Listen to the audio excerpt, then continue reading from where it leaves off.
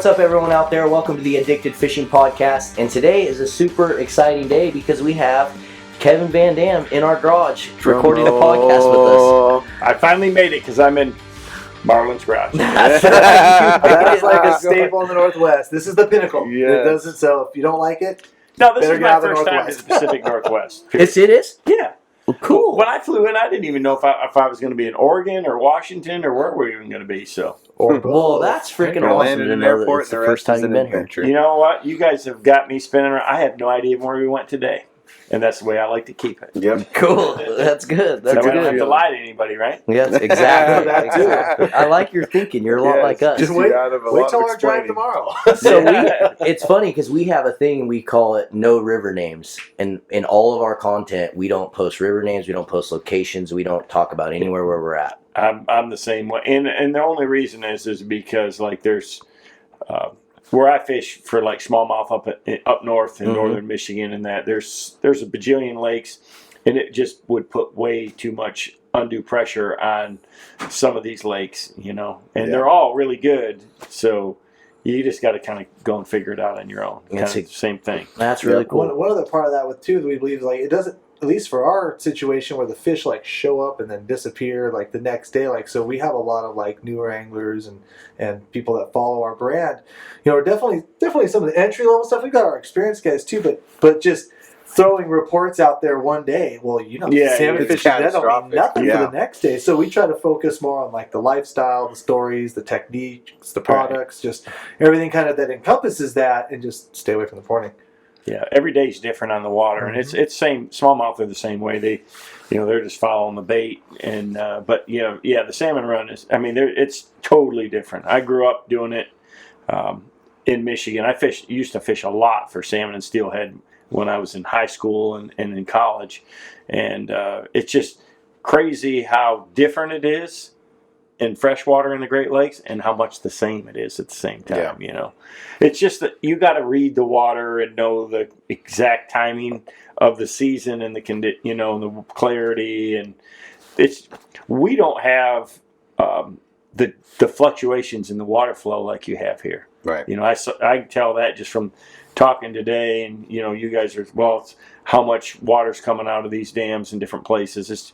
It's not like it's a lot more steady. I mean, we might get a big storm and get an influx here or there, but for the most part, it's more even keeled, and it's more about the time of the year and the length of light in the day, not water temperature. And then it's spiked with the full moon, and it's spiked with rain, and bass fishing's the same way.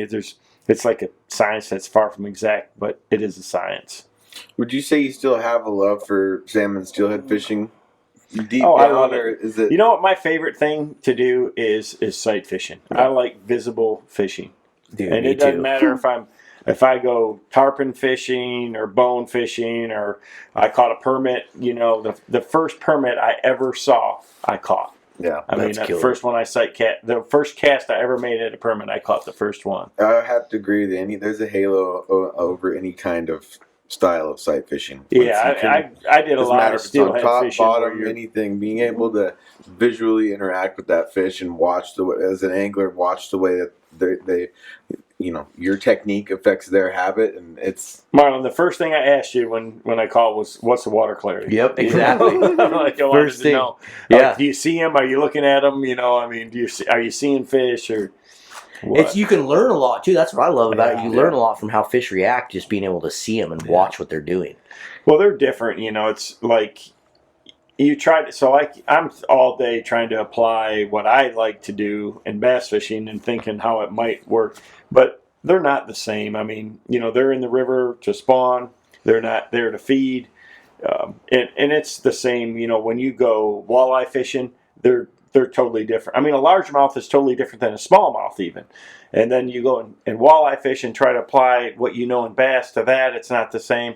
Or if you go tarpon fishing or red fishing, I mean, there's things that carry over. Similar, yeah. Yeah, they're similar, and it's a ton of fun. Redfish are probably the closest to bass, and they're a blast too. But today you did catch a coho on a jerkbait. Yeah, and it won't be my last either. Yeah. But I also know. I mean, it didn't take me long to know that the water you're fishing, you got to have the bait in the right zone. I mean, I know how these salmon are. They're pretty much going to be the ones that you want are going to be on the bottom.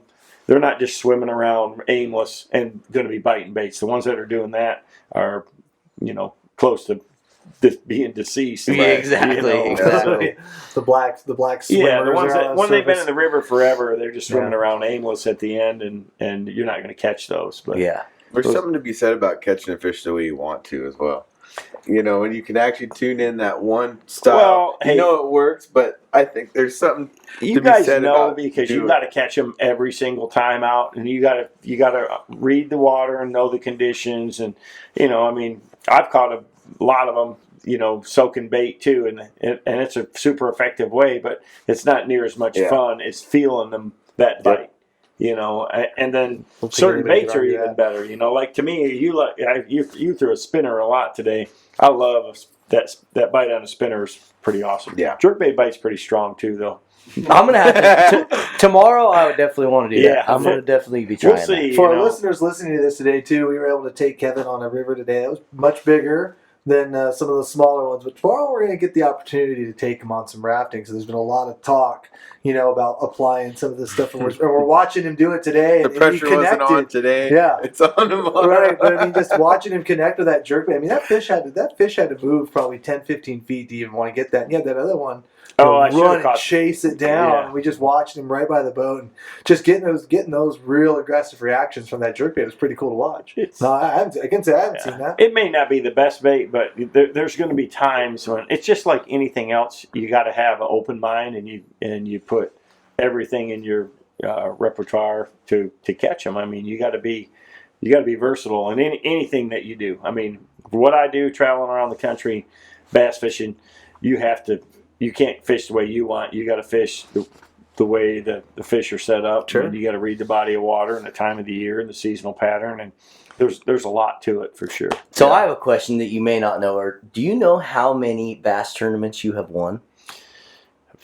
I have no idea. I figured you didn't. But it's a lot, right? I mean, at the national level, I probably have it on my website or something like that, but I don't keep. I don't do it for the. I just love fishing, score. right? Yeah, I don't. I mean, that's how I got into it as a kid. I love fishing. My dad took me ice fishing when I was 3, and I was that kid that just would. And I started trout fishing and pond fishing was the two things that I did. I had 2 or 3 little trout streams that were within bicycle distance of my house, and I would just in the summer when I wasn't in school, I'd just leave in the morning and my mom didn't think anything. Today I'd be scared to death to let my boys go do that, to be like that. But I was gone all day, man. Had a creel, around my neck with some extra hooks, and we didn't, we weren't too proud. We'd be soaking night crawlers or throwing, MEP spinners or whatever it took to. But I learned real quick about being sneaky and staying in the shadows, and we waded without waders all day in those streams. It's cold as heck, mosquitoes. Didn't care. That was my opportunity to fish. Absolutely. So at what point was it like, okay, bass, that's it? Like, so my brother started bass. He's gotten a bass club, started fishing these bass tournaments, and that was like, well, tournaments, and he took me practicing a few times, and we went out, and I'm all about, when you're a kid, you're about catching. Mm-hmm. So we'd go out, and we'd start catching them, and he's like, okay, we got to stop. Can't catch anymore. We got to move. I'm like, why would we do that? They're biting, It's like, I got to save them for the tournament, or don't set the hook on them or whatever. And so that was like a novel experience, and I fished my first tournament with my brother when I was 14. And it's funny because it was a team tournament, and he paid for everything. He paid the entry fee, paid for gas, the whole deal. And we went and fished this fall tournament, and it was pretty tough. And I caught like all the fish. We finished second. And should have won, but we finished second, and we won like, $300. And I thought, well, man, I caught all the fish. I should get all the money. Yeah, right. And he's like, no. And he had to actually get a couple of the other guys that fish that were there to explain to me that he wasn't trying to pull something over on me on the winnings.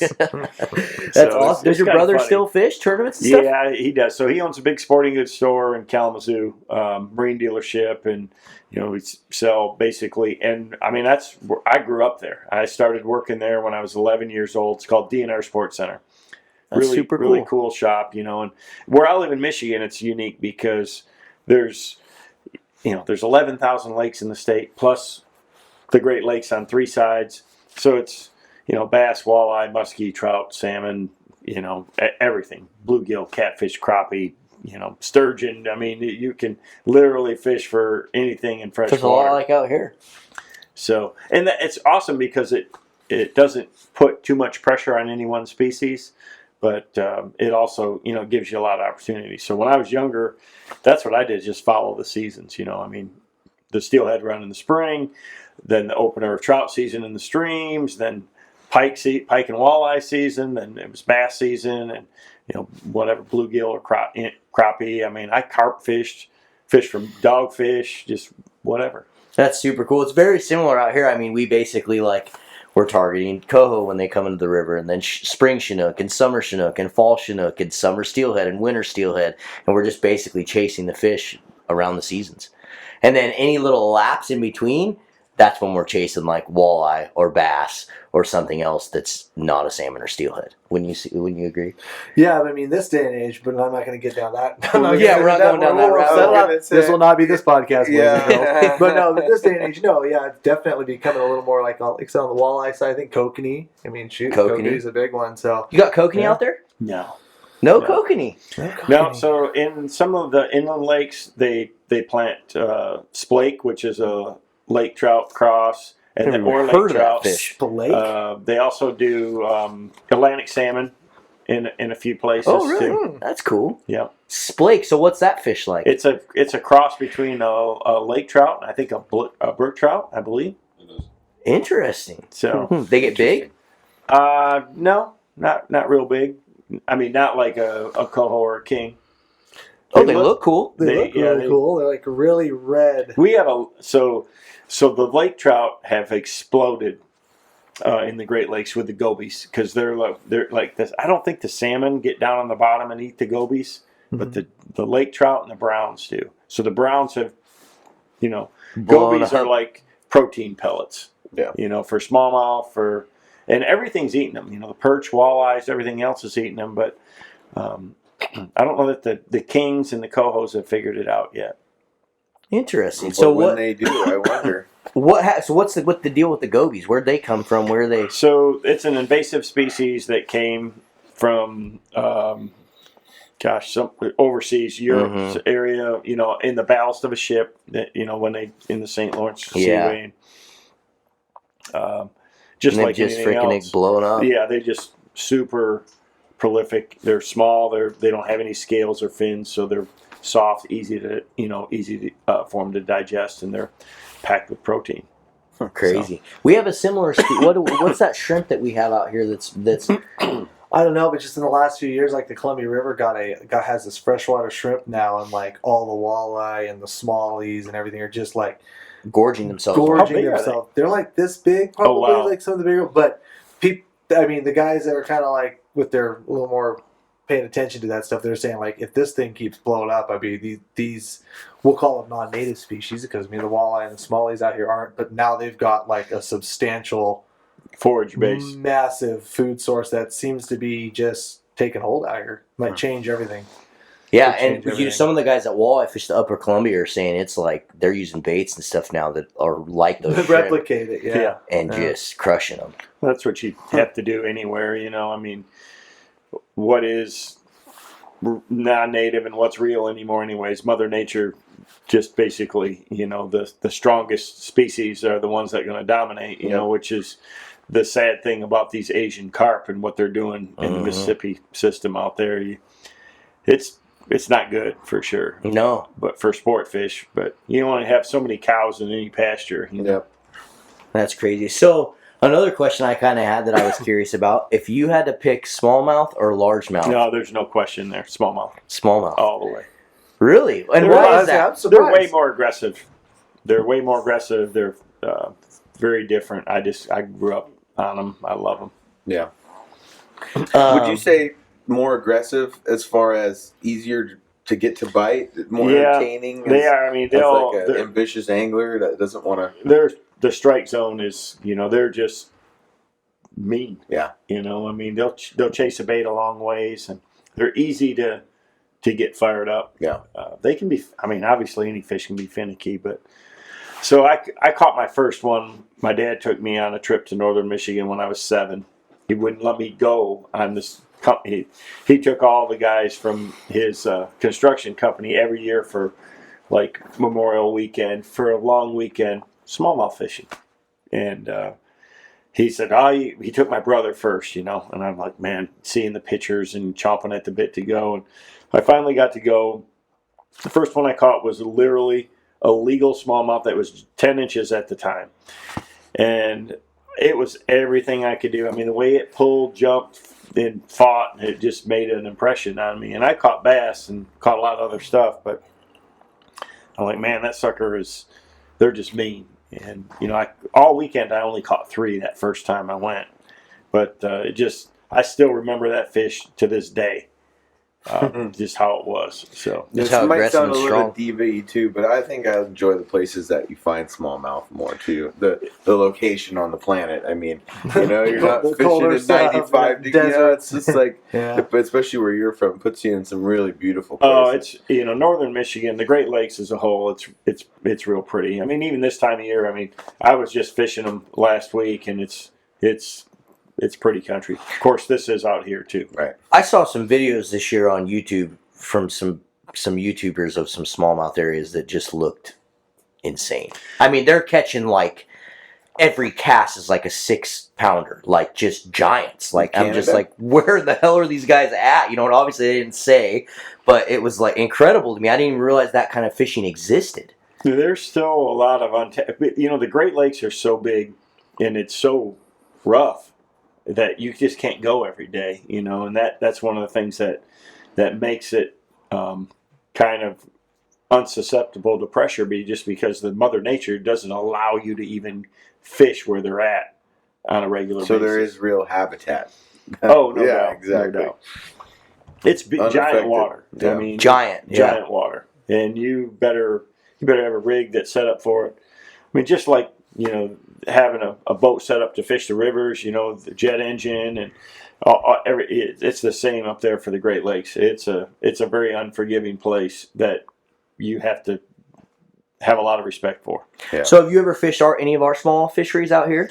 I have not. I fished, the only time that I get to fish is when there's a tournament or something, so we've been to, California and that. We haven't been to the Columbia River or anything. I've been to Lake Mead. I've been out west a handful of times, but Havasu, been to a lot of the places in California multiple times, but only probably the most fabled ones. You don't get to see anything else. So when I'm flying in, I'm looking in that, and I'm like seeing all this grass and these sloughs off the Columbia River, and I'm like, there's got to be bass there. Oh yeah. Oh yeah. Yeah, so you used to guide Columbia smallmouth. I mean, years ago, doing smallmouth trips, above, we've got 13 dams on the Columbia, so it backs up, Yep. that big water, and some of those areas in the spring, May and June warm up a little sooner. There's obviously an ample food supply for them with like the I've small seen the shad videos and it's a dang place that's could be pretty unforgiving too. Some of it's giant too.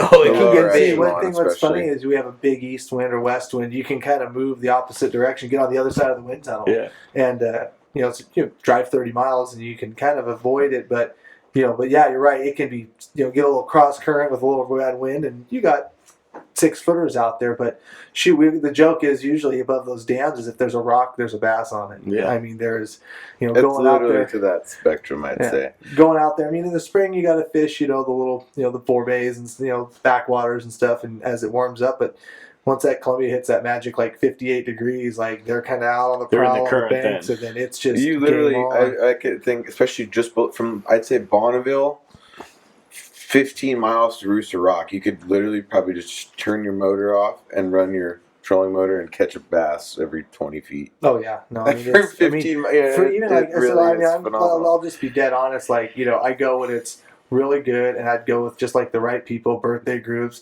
dads and kids, stuff like that. And I wouldn't be into like the smallmouth tournaments or anything like that. But I'd go up there and find 50 to 100 fish, no problem, and find some really nice ones. I mean, for us, a really nice one around here is 3 to 4 pounds. I mean, like I said, the state record I think was 9 pounds or whatever. And it was Yeah, caught nine in pounds. There's guys that In get Stevenson. the guys that prey upon the big fish though, they're finding 6s and 7s a lot. But What's your biggest smallmouth? The biggest one I've ever weighed was 7.9. I mean, unfortunately, I've been out a handful of times and don't have a scale or but that's probably that one. I don't know. I've had a few caught with me by people that I've taken on trips and stuff that you wonder. You wonder how big giants. they are. what is like the world record then on smallmouth? 11 and change. 11 and change. Jeez, where was that? Damn. Do you know where that was caught? Yeah, that was in Dale Hall in Tennessee. Well, a good bit ago, but it's going to change because global warming, the growth. The growing season in my lifetime is a lot longer in the Great Lakes than it used to be, and the growth rates, like in Lake St. Clair, it's a shallow fishery and it's not a great lake, but it's between Erie and Lake Huron. Mm-hmm. And it's just a fertile. I mean, it's kind of like what Venice is to saltwater. It's kind of the same thing. So Lake Huron dumps in it, goes through all these different channels, and Lake St. Clair's no deeper than 20 foot. It's just a whole huge feeding flat for everything, and because it's There's warmer muskie in there too, right? Oh, unbelievable muskie fish in there. Yeah, I hear Crazy. a lot about muskie on that river. Yeah, it's everything. Walleye, perch, muskie, smallmouth, largemouth. I mean, there's unbelievable sturgeon population. You see them porpoising out there all the time. Not like the ones you have out here, but I mean those mega giants. But they're 7-footers. You see them 5 to 7 foot. Just I don't know why they do it, but they just free jump out there in the middle. In the summer. Why do they do that, Cam? Well, they do it do it here all the time too. Yeah, they could Laugh at you? 12-footer I don't and know. take your boat out. do. No, Yeah. I've been just out there cranking and just by. I mean, when you're in Lake St. Clair is basically 20 miles across, and you just be cranking crankbait out there through the water column and just happen to run it. And I mean, it's needle in a hay field type deal. But I've had it happen multiple times though when you hook up on them. I've never landed one, but just foul hook up and they're not eating it. They've been eating these twitching jigs lately around here. Literally. No joke. Right. I There's have a been probably video a dozen accounts in the last month and a half. where they run it down and straight up eat it. Unbelievable. Well, we got a hatchery right down from my brother's shop, and they always give us some little ones.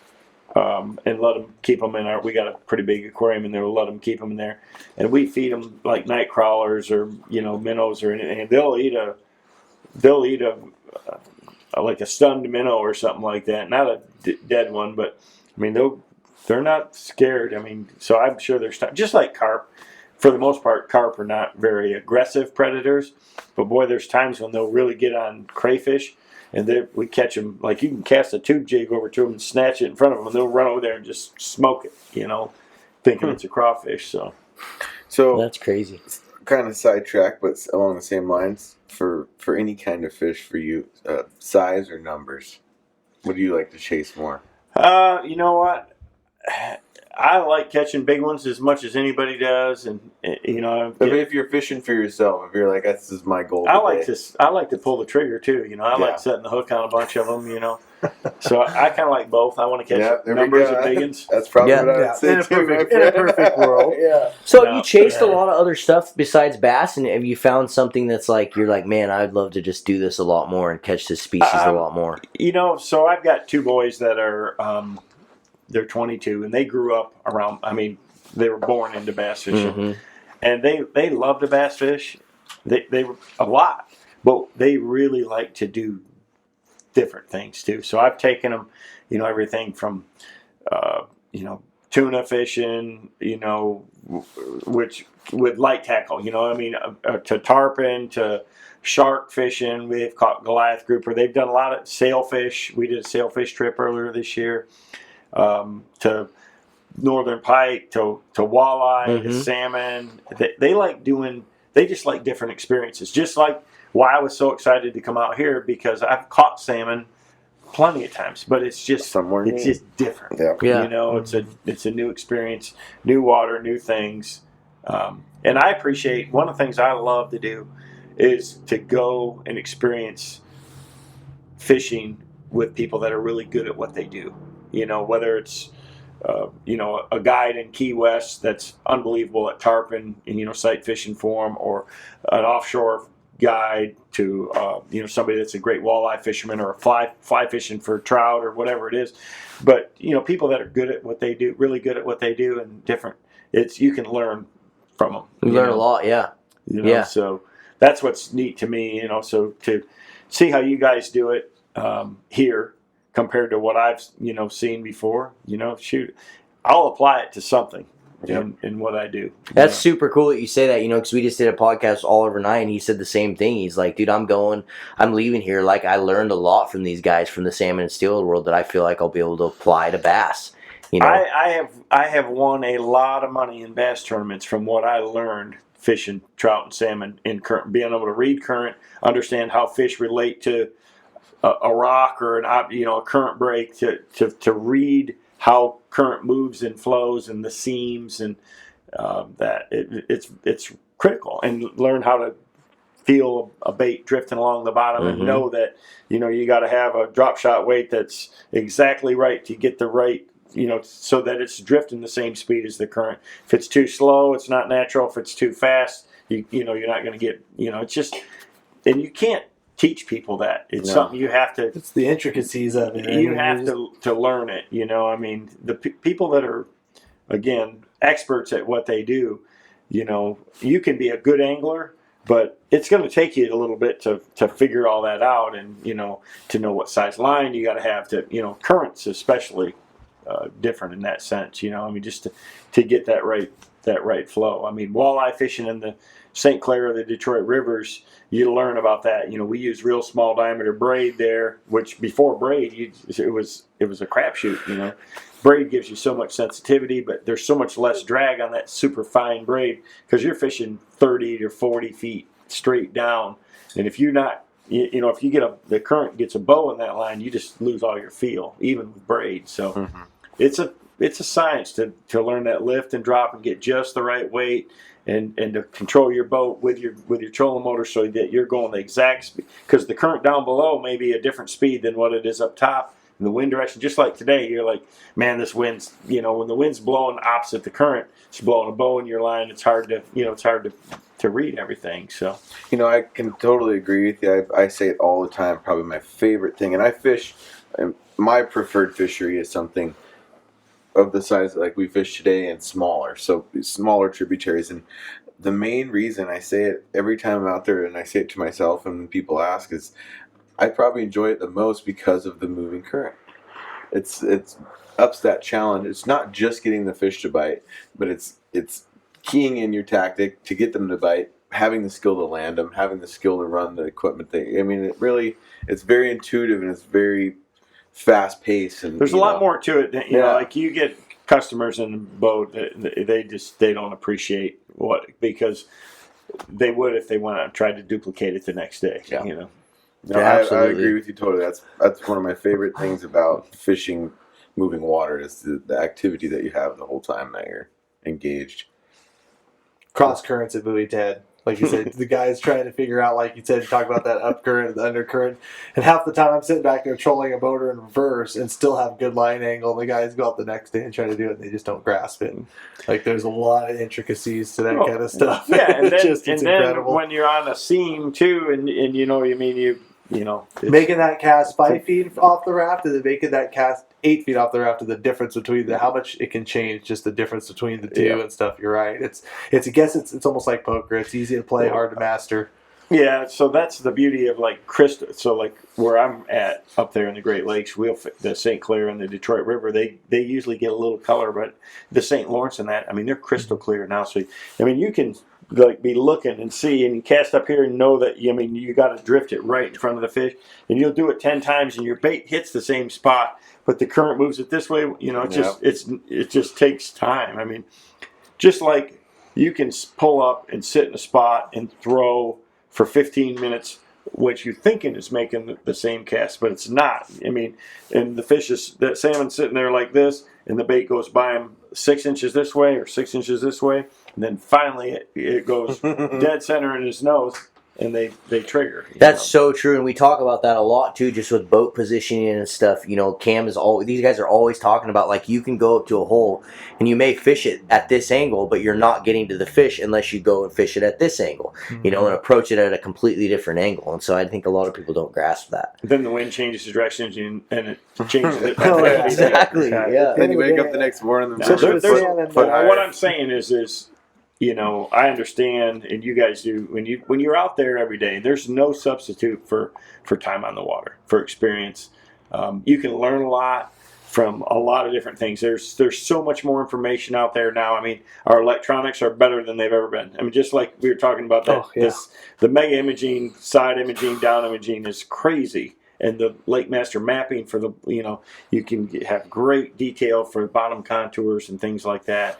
But in the end, you still got to know what to throw, where to throw it, and how to fish it on any given day, and that's what there's no substitute for.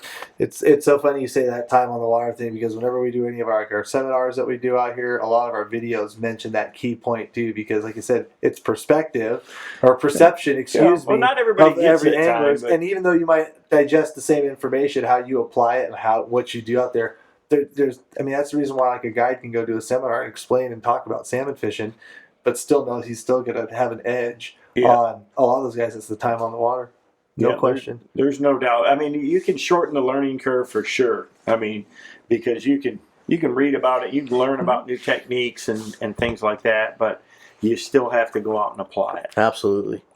So as we kind of wrap this podcast up, for one, we appreciate you coming and hanging out with us. We're excited to have you.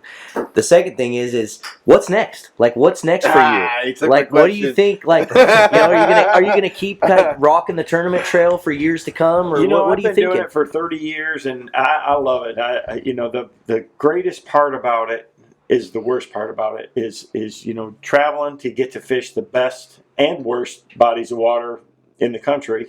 Depending on how you hit them, how that can be.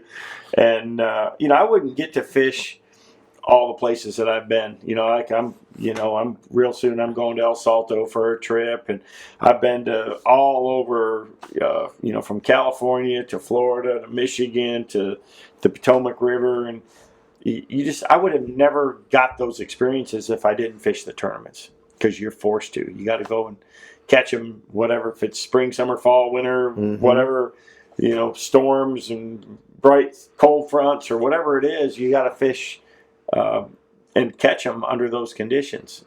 And so I love that part of it, but it also it's a grind, I mean, live in Michigan and drive to South Texas 20 hours, go to Okeechobee 26 hours, I mean, it's a challenge, when you got kids and family and that, it's hard. I've done it a long time, but if you don't love it, you're not going to be successful at it. I mean, you have to love it at any level. If you're going to make a living fishing, whether you're guiding, trying to be a bass fisherman, a walleye fisherman, whatever it is, you better have a passion for it, because it takes 120%. Absolutely. I've always said I feel like some of the people who do it, you're born to do it. Yeah. You can work and try to do things, but you can't learn that passion. No. You're instilled with it.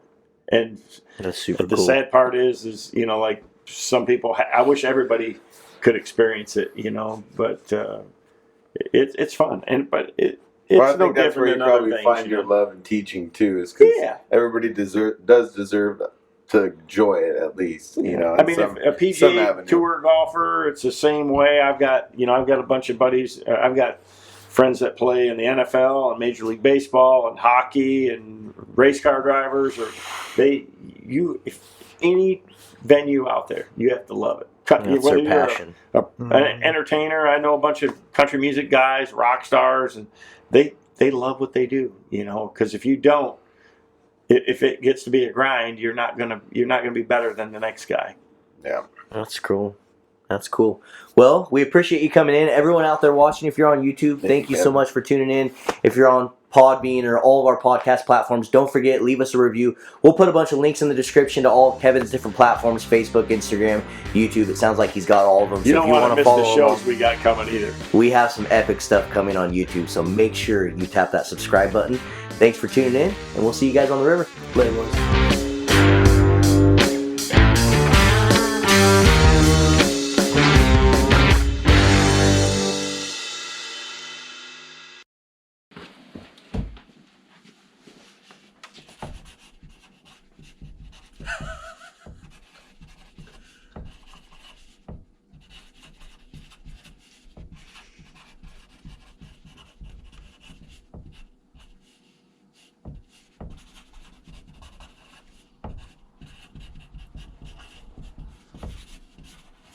I love it. Love it. Let's go bass snatching salmon style.